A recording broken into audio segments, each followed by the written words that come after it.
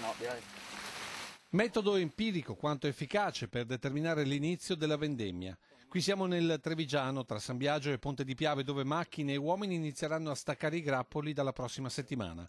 Ma nel Veneto orientale la vendemmia è già iniziata ieri con 15 ettari tra Oderzo e Motta. Un accenno rispetto a quanto avverrà nei prossimi giorni. È già cominciata la vendemmia? Qualcosina è cominciata, ma siamo pronti, ecco, siamo ai blocchi di partenza. I primi giorni della prossima settimana qualcuno comincerà in maniera più significativa, ma sicuro dal 21 in poi la raccolta del prodotto sarà nel suo pieno. Le prime uve ad essere staccate dai tralci sono quelle di Pinot Grigio, una varietà che inizia a fare concorrenza al Prosecco. In termini di ettari, il Triveneto, ce lo diceva l'altra sera il presidente Armani del nuovo Consorzio delle Venezie, ha triplicato negli ultimi 7 anni la sua estensione.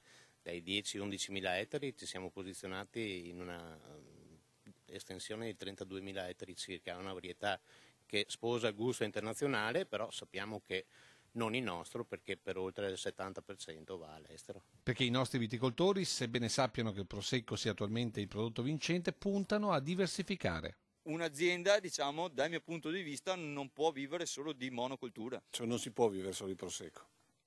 Attualmente sì, però il futuro nessuno lo sa.